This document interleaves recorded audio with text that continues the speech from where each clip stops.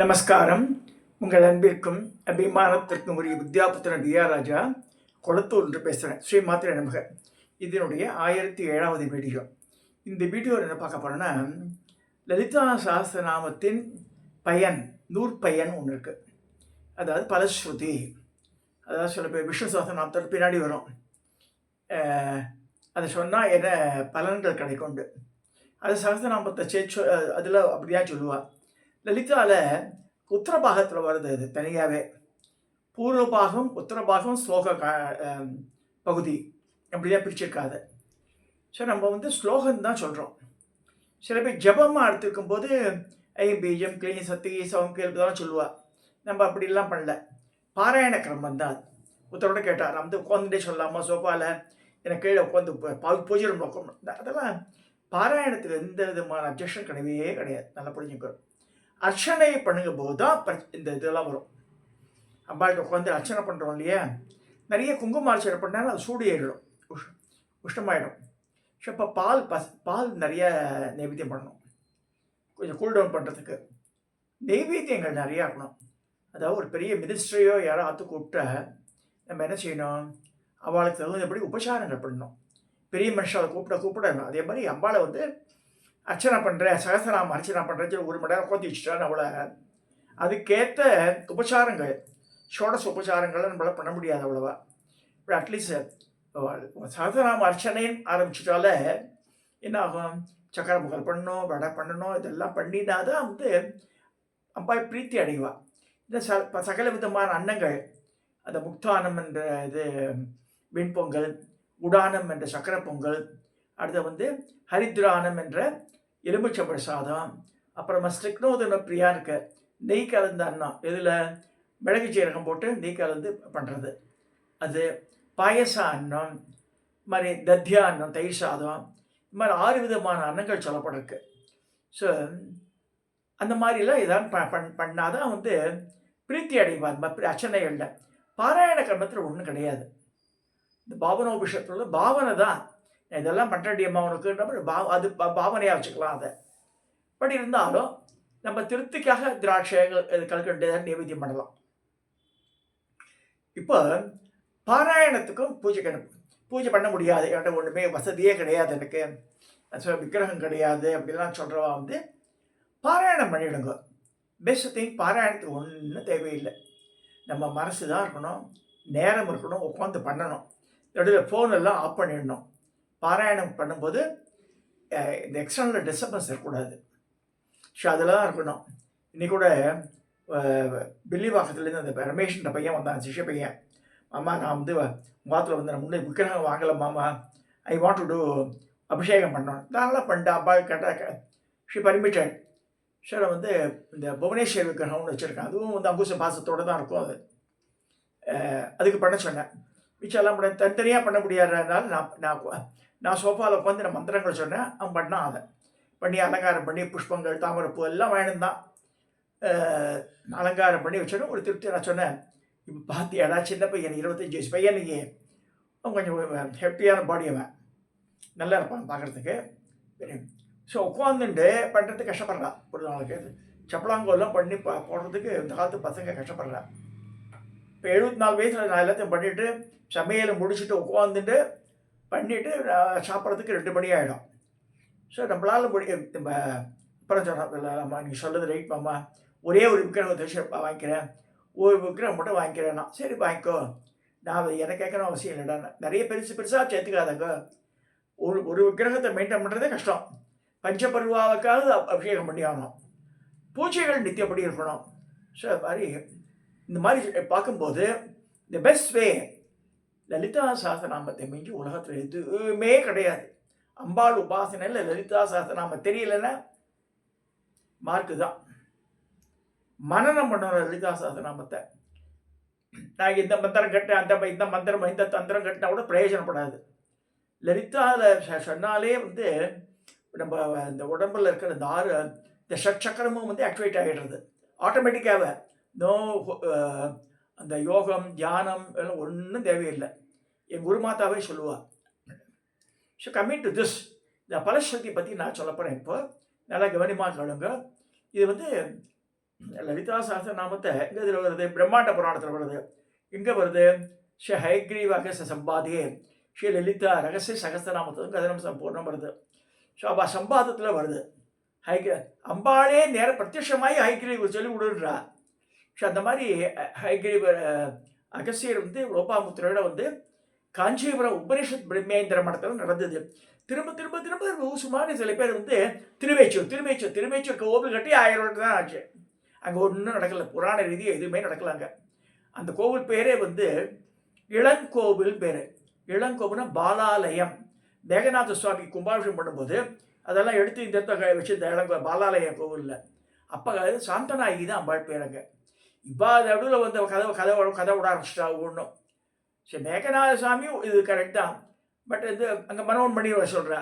இந்த சாந்தனாயி போய் வந்து லலிதா அம்பாள்னு சொல்லிடுறா. ஸோ அதெல்லாம் வந்து புனையப்பட்ட கதைகளாக எடுத்துக்க முடியும். ஆனால் வந்து whole thing it took place only in Kanchipuram தான் சொல்லியிருக்கு. இது பிரமாணங்கள் இருக்குது பிரம்மாண்ட புராணத்தில். அதுக்கு இல்லை, அங்கே நடந்த மாதிரி பிரமாணங்கள் எங்கேயுமே கிடையாது. நல்லா புரிஞ்சுக்கணும் அதை. when people say somethingனா from where you got it அப்படின்னு கேட்கணும். ஸ்தல புராணன்றது வேற. ஒவ்வொரு ஸ்தலத்துக்கு ஒரு கதை எழுதி வச்சுருக்கான். உதாரணமாக சூரியனார் கோவில். சூரியனார் கோவில் யார் கட்டினா? ராஜேந்திர சோழன் கட்டினான். ராஜராஜ சோழனோட புள்ள. ஸோ அப்பாவுக்கும் பிள்ளைக்குமே ஒரு 50 வருஷம் வித்தியாசம் வச்சுக்கோங்க. ஸோ அப்போ வந்து லெஸ் தேன் 1000 இயர்ஸ். ஆனால் இங்கே பக்கத்தில் சென்னை பக்கத்தில் ரெட்டில்ஸ் பக்கத்துலேயே இருக்குது. ஒரு 10 கிலோமீட்டருக்குள்ள ஞாயிறும் ஒரு ஸ்தலம், பானுபுரின்னு பேர். 6000 வருஷ ஸ்தலம். அது வந்து இந்த பஞ்சசூரிய ஸ்தலங்கள் அது ஒன்று வந்துடும். அதில் வந்து புஷ்பரத ஈஸ்வர ஸ்வர்ணாம்பிகை அம்பாள் பேர். ரெண்டுமே கிழக்கு நோக்கி சந்நிதிகள். ஈஸ்வரருக்கு வலப்பக்கம் இருப்பா. அப்போ வந்து யோக சக்தியாக இருப்பா அம்பாள். அம்பாளுக்கு முன்னாடி ஸ்ரீசக்கர பிரதிஷ்டையே இருக்கும். கண்ம மகரிஷியால் பிரதிஷ்டை பண்ணது. நான் பல நூற்றுக்கணக்கான தடவை நான் போயிருக்கேன் அந்த கோவிலுக்கு. எர்லி மார்னிங் சித்திரை மாதத்தில் 3 நாள் வந்து சூரிய பூஜை நடக்குவாங்க. இதெல்லாம் எதுக்கு சொல்ல வரேன்னா, இதை விட்டுட்டு சூரியனார் கோவில் தான் சூரியனுக்கு இது இருக்குன்னா நவக்கிரக கஷேத்திரம் இருக்குன்னா என்ன அபத்தமாக இருக்குது. இது வந்து சூரிய நாடின்னு ஒரு நாடி இருக்குது, ரமணி குருஜி இருக்குது. அதில் படித்தா அது இது பானுபுரியும் தான் வரும். டெல்லி, பாம்பே, கல்கட்டாவில் இருந்தாலும் வருவா. ஃப்ளைட்டில் வந்து காத்தால 6 மணிக்கு அந்த சூரிய ஹோரையில் பார்க்கணும். சண்டே அன்னைக்கு சூரிய ஹோரையில் அந்த கோவிலில் போய் இது பண்ணால் வந்து கண் பார்வை வரும். வேறு ஏதாவது சூரியன் வந்து ராங் பிளேஸில் இருந்தாலும் சரி, தே கேன் பி சேவ்டு அங்கே போய்ட்டு வந்தால். இதெல்லாம் எதுக்கு சொல்ல வரேன்னா, கரெக்டாக சொல்லணும்னா உபனிஷத்து பிரம்மேந்திர மடத்தில் தான் இவளுக்கு உபதேசமாக ஆகியிருக்கு. இப்போ கமிட் டு தி சப்ஜெக்ட். இந்த பலஸ்ருதியில் என்ன சொல்லியிருக்கு அப்படின்னு பார்க்கணும். ஸோ என்ன சொல்லியிருக்காருன்னா, இந்த லலிதா சஹஸ்ரநாமத்தினுடைய பலன்கள் நீ கூட இது சொன்னான். ராகவன் சொல்லியிருந்தான் ஏதோ ஒரு சப்ஜெக்டில் பேசும்போது, விளக்கு கடையில் தான் பேசிகிட்டு இருக்காம அவர். ஓகே, சொல்ல வேண்டாம். சின்ன பையனாக இருந்தால் கூட மரியாதை கொடுக்கலாம். என்ன சொல்கிறார்? விஷ்ணுவோட நாமாவளி சொல்கிறத விட ஒரு நாம சொல்கிறத சிவன் அப்படி சொல்லலை. இதில் சிவ சஹஸ்ரநாமம், விஷ்ணு சஹஸ்ரநாமம், லலிதா சஹஸ்ரநாமம் தேவி சொல்லியிருக்கு. ஸோ சாதாரண லௌகீக வசனங்கள் பேசுகிறத விட விஷ்ணு சஹஸ்ரநாமம் சொல்கிறது சால சிறந்தது. விஷ்ணு சஹஸ்ரநாமம் சொல்கிறத விட சிவ சஹஸ்ரநாமத்திலேயும் சொல்லணும். சிவ நாமாவளி ஏதோ ஒரு நாமாவளி இல்லை. இந்த சஹஸ்ரநாமத்தில் உண்ட நாமாவளியை சொன்னால், ஒரு நாம உன் சம்பவே நமக, உன் பினாக்கி நமக, அந்த மாதிரி ஒரு நாமாவளி சொன்னால் அது சாப்பிட்ரும். இந்த 1000 நாமாவளியோட பலனை இந்த ஒரு நாம சிவசகஸ்ரநாமம் முழுக்க சொல்கிறத விட லலிதாலேருந்து ஸ்ரீமாத்திரை நமக இதை ஒரு நாமாவளி லலிதா சஹஸ்ரநாமத்திலேருந்து. அம்பாள் எவ்வளோ பேர் இருக்குது. சஹஸ்ரநாமத்தில் இல்லாத பேரெல்லாம் கூட இருக்குது. ஆனால் லலிதா சஹஸ்ரநாமத்திலேருந்து ஒரு நாமாவளி சொன்னால் அதுக்கு வந்து பூரண பலன் சொல்லியிருக்கு. அப்படி சொல்லாமல் ஒரு நாமாவளி தேவி நாமாவளினா இந்த தேவி நாமாவளி லலிதாவோட நாமாவளி சொல்லணும். கரெக்டாக, அதாவது நீ communicate something you should be very very careful. கரெக்டாக கம்யூனிகேட் பண்ணும். ஸோ இங்கே பாருங்கள், பலஸ்ருதி அல்லது உத்தரபாகத்தில் வச்சுருக்கிறேன். இதனை செய்வதால் என்ன பலன், இது எந்த முறையில் அனுஷ்டிக்க வேண்டும் என்ற பலன்கள் விவரிக்கும் வாக்கியங்களுக்கு பலஸ்ருதி என்ற பெயர். நான் சொல்கிறார், எல்லா ஸ்லோகங்களையும் பலஸ்ருதி என்ற ஸ்லோகம் அடங்கியிருக்கும். அஷ்டகம் என்று அழைக்கப்படும் 8 ஸ்லோகங்கள் அடங்கியதிலும் 9வது ஸ்லோகமாக பலஸ்ருதி இருக்கின்றார். ஸோ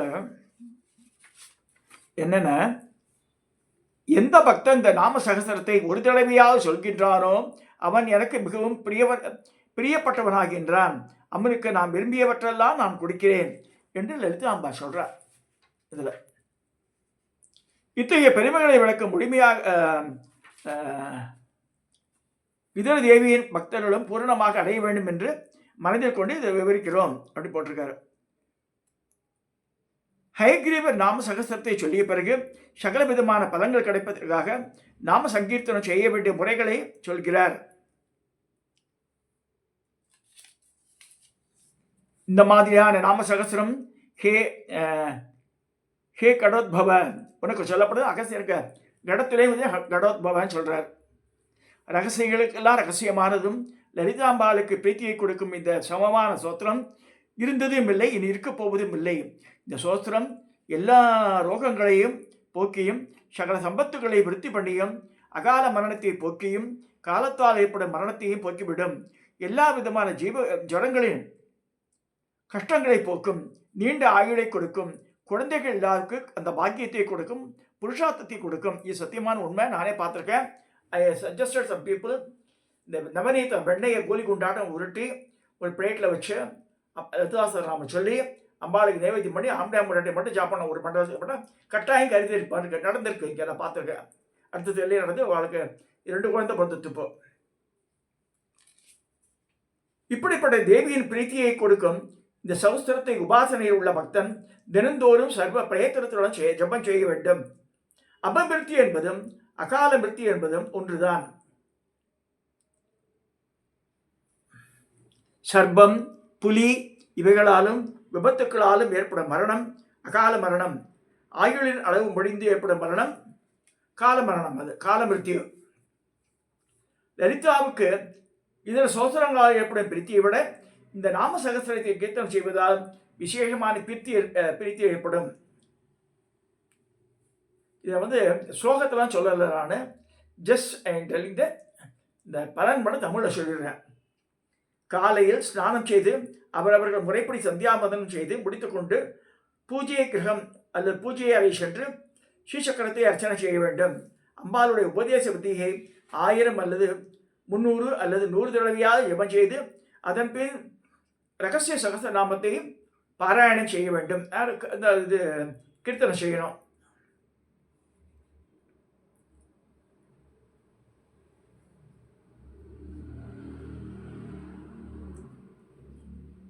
இதில் வந்து என்ன சொல்றாங்கன்னா, ஸ்ரீவித்யா உபாசனை மந்திர சித்தி அடைந்தவர்கள் மூலம் தன் சொந்த செலவில் ஸ்ரீசக்கர ஆராதனை செய்து இந்த ரகசிய நாம சகஸ்திரத்தை பாராயணம் செய்து வந்தால் பலனை எளிதில் அடையலாம் என்பதையும் தீர்த்து சொல்லப்படுகிறது. அப்புறமா வந்து அம்பாளின் பிரீத்தியின் பயனாக அடையக்கூடிய பயன்களை பற்றி ஞானத்திற்கான அளவை சொல்லப்படுகிறது. ஹே கும்பசம்பவ கேள் அகசிய, நல்ல அறிவுடையவன் தன் ஆயுளில் ஒரு தடவையாவது இந்த முறையாக கீர்த்தனம் செய்வதால் அவனுக்கு ஏற்படும் புண்ணிய பலனை சொல்கிறேன் அப்படின்னு ஹயக்ரீவர் சொல்றார். யாருக்கு? அகசியருக்கு. கங்கை முதலான எல்லா புண்ணிய தீர்த்தங்களை கோடி ஜென்மக்களில் ஒருவன் ஸ்நானம் செய்வதாலும் அவிமுக்த கஷேத்திரத்தில் கோடி லிங்கங்களை ஒருவன் பிரதிஷ்டை செய்தாலும் குருக்ஷேத்திரத்தில் சூரிய கிரகணத்தின் போது கோடி பாரம் அடையுள்ள தங்கத்தை தானம் செய்வதாலும் என்ன பிராமண சேஷக்கு தானம் செய்வதால் ஒருவன் கோடி தடவை தானம் செய்தாலும் கங்கை நதியின் கரையில் ஒரு கோடி அசுமேத யாகங்களை செய்தாலும் பாலைவனம் போன்ற ஜலம் இல்லாத இடத்தில் கோடிக்கணக்கான கடல்களை வெட்டி வைத்தாலும் வறட்சியான காலத்தில் தினம் ஒருவன் கோடி பிராமணர்களுக்கு போஜனம் செய்து வைத்தாலும் அதே போல 12,000 வருஷத்துக்கு செஞ்சா கூட அந்த புண்ணியங்களையும் கோடி மடங்கான புண்ணியத்தை இந்த ரகசிய சகஸ்ரநாமத்தின் ஒரு நாமாவை சொன்னாலே அடையலாம் இருக்கு. அப்ப லலிதா சகஸ்ரநாமத்தினுடைய பயனை பாருங்க. ஒரு நாமா ஸ்ரீமாத்ரே நமக, ஸ்ரீ மகாராஜ்ய நமக, ஏதோ ஒரு நாமா சொன்னாலே போதும். என் குரு கூட சொல்லும்போது சொன்னா, கோடி கோடியாக சொல்கிறாடா, மாதிரி ஆட்டு மந்தியாட கும்பலாம் சொல்ல அப்படின்னா ஒன்றுமே வேண்டாம். ஸ்ரீமாத்திரை நமக, ஸ்ரீமாத்திரை நமக தினமும் சொல்லிட்டே இருக்குது. அடுத்த நாள் ஸ்ரீ மகாராஜ்யா நமக சொல்லிட்டே இருக்கும். அது மாதிரி சொல்லிட்டே வந்து 1000 நாட்களில் வந்துடும், கிட்டத்தட்ட கோடி வந்துடும். எவ்வளோ சொல்கிறோம் தினம் நிறைய கவுண்டிங் வச்சு பார்க்கணும். நம்ம ஒருத்தரே 1 கோடி தடவை சொன்ன மாதிரி ஆகிடும். இந்த கும்பதேசத்தை பண்ணுறதை விட ஒருத்தன் அவளே பண்ண முடியும் அப்படின்ட்டு.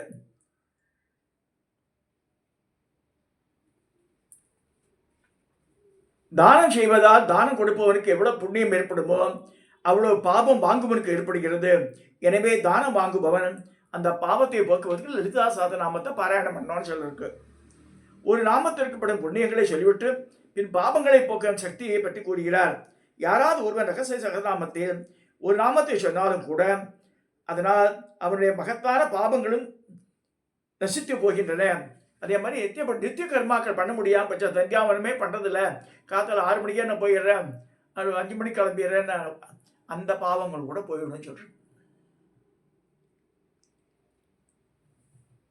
மகத்தான மகா பாவங்கள் போய்விடும். நித்திய கர்ம அனுஷ்டாயிக்க பாவம் செய்யக்கூடாத காரியங்கள் செய்ததாலும் அந்த பாவங்கள் போய்விடும் என்று சொல்லப்பட்டது. தெரியாமலும் சந்தர்ப்ப சூழ்நிலையால் ஏற்படுவதுதான் கூறப்படுவது தவிர வேண்டுமென்றே செய்த யாரும் நித்திய கர்மாவை போறதில்லை. கலசி சுதா அதிகம் சொல்வானே, நான் சொல்வதை கேள். இந்த நாமத்திற்கு இருக்கும் பாவத்தை, ஒரு நாமத்திற்கு பாவத்தை போக்கும் சக்திக்கு போதுமான பாவம் 14 லோகத்திலும் யாராலும் செய்ய முடியாதுன்றார். அப்போ எவ்வளோ புண்ணியம் இருப்பாருங்க. யார் இந்த சகசநாமத்தை விட்டுவிட்டு இதர உபாயத்தினால் பாப நிவாரணம் தேடுகின்றானோ அவன் குளிப்பிரதேசத்தில் பனிக்கட்டி மேலே இப்போ படுத்துன்ற மாதிரி இருக்கு. எந்த பக்தனானவன் இந்த சகசரநாமத்தை தினம் கீர்த்தனை பண்ணுகின்றானோ அவனிடம் லலிதா தேவியான பிரித்தி அடைந்து விரும்பியவற்றையே கொடுத்து விடுகிறாள். இது சத்தியமான உண்மை, நானே அனுபவிக்கிறேன் பல வருஷங்களாக.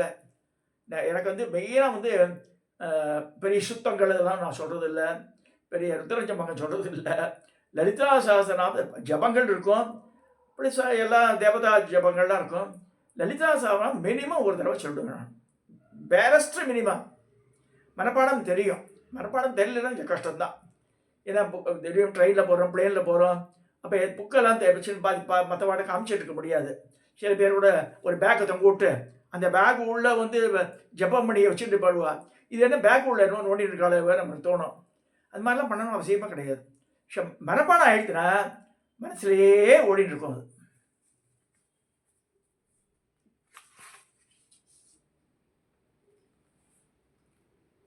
இந்த சோத்திரத்தை செய்யாமல் ஒருவன் எப்படி பக்தனாக உபாசனாக இருக்க முடியாதுன்னு அர்த்தம். தான் உபாசிக்க தெய்வத்தின் பிரீத்தியை உண்டு பண்ணுவதை விட வேறு உயர்ந்தது கிடையாது. அதனால் அவன் எனக்கு பக்தனாக மாட்டான் நம்மளே சொல்றார். நித்தியம் கீர்த்தனம் செய்ய முடியாதவன் புண்ணிய தினங்களிலும் சங்கராந்தியிலும் விஷுக்களிலும் ஜென்மத்திரயம் என்று 3 நாட்கள், அதாவது அயனங்களிலும் சுக்லபட்ச நவமி சதுர்தசி உள்ளாது கீர்த்தனம் செய்ய வேண்டும். பௌர்ணமியில் கட்டாயம் பண்ணுன்றார். நாளை இது வந்துடும் 5ஆம் தேதி ஐப்பசி மாத பௌர்ணமி, அன்னாபிஷேகம் கட்டாயம் பண்ணணும். பௌர்ணமியில் லலிதா தேவியை சந்திரபிம்பத்தில் தியானம் செய்வது, பஞ்ச உபச்சாரங்களை செய்து இதனால் கிருத்தி செய்யலாம். அதை மொட்டை மாடி இருந்ததுன்னா அவள்லாம் செய்யலாம். பால்கனியில் கூட சந்திரன் தெரிஞ்சால் கண்ணாடியில் அந்த பால்கனியில் எங்கேயா மூஞ்சி பார்க்குற கண்ணாடி வச்சுட்டு அதில் சந்திர பிம்பத்தை வச்சுட்டு பார்த்து அதுக்கே அர்ச்சனை பண்ணலான்னு இருக்கு. அது பூஜையாக பண்ணலாம். இந்த புவனேஸ்வரி சுவாமிகள் பண்ணுவார் அந்த காலத்தில். அவள் கள்ளிக்குப்பத்தில் இந்த மொட்டை மாடி பார்த்துருக்கேன் நான் ஒரு தடவை.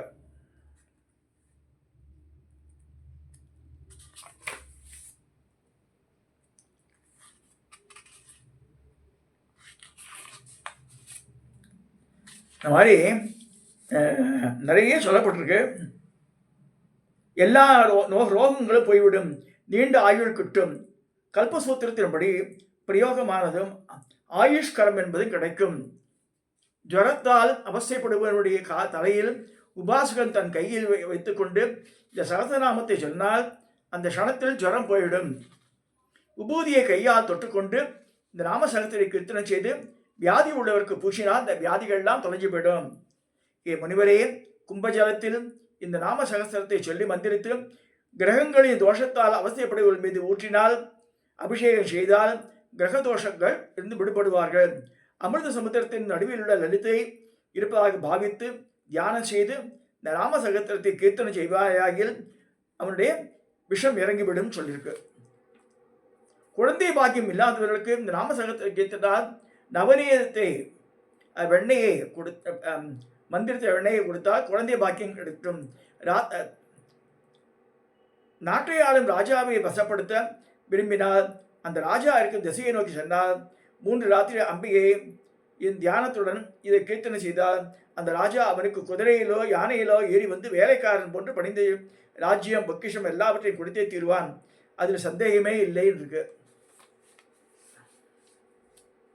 மாதிரி இந்த சகசநாமத்தை யார் வரும் பக்தியோட தினம் ஒரு தடவை பாராயணம் செய்கின்றானோ அவனுடைய விரோதிகள் சர்வேஸ்வரர் அடித்து விடுவார். பிரத்திங்கராவும் பார்த்துப்போம். யார் ஒருவன் இந்த கீர்த்தனை செய்பவனை குறித்து அபிசார பிரயோகம் செய்கின்றானோ அவனை பிரத்திங்கரா தேவி தானாகவே அவன் பக்கம் திருப்பி விட்டு அவனை அழித்து விடுவார். யாராவது இந்த நாம சகஸ்திரத்தை படிப்பதை கொடூரமான கோபம் கட்ட பார்வையுடன் பார்க்கின்றானோ அவனை மார்த்தாண்ட பைரவர் கொன்று விடுகிறார். அது குருடனாக்கி விடுகிறார். இதை படிப்பவனை சொத்தை அபகரிப்பவனையும் திருடுபவனையும் அவனை கஷேத்திர பாலகன் கொன்று விடுவார். இந்த உபாசித்தவனுடைய வித்தியை விஷயமாக வாதம் செய்தால் யாராவது வாதம் செய்தால் வாதம் செய்தவனை வாக்கை நகுலேஸ்வரி கற்று விடுவார். அது ஸ்தம்பிக்க செய்து விடுவார்னு அர்த்தம். எந்த ராஜாவது தன் அதிகார பலத்தால் இதை கீர்த்தனை செய்யும் உபாசகனுடன் பகை கொண்டால் அவனுடைய 4 வித படைகளையும் தண்டினி தேவியானவள் சம்ஹாரம் செய்வாள். ஸோ இந்த குரூர திருஷ்டியோடு பார்த்தாலும் பிரச்சனை தான் அவளுக்கு. ஸ்ரீவித்யா உபாசகனுக்கு யாராவது கெடுதல் செய்ய நினைத்தால் எதை செய்தாலும் அவனை உபாசகரை வேண்டுதல் இல்லாமலேயே பிரத்திங்கரா தேவி அவனை தடுத்து திருப்பி விடுகிறாள்.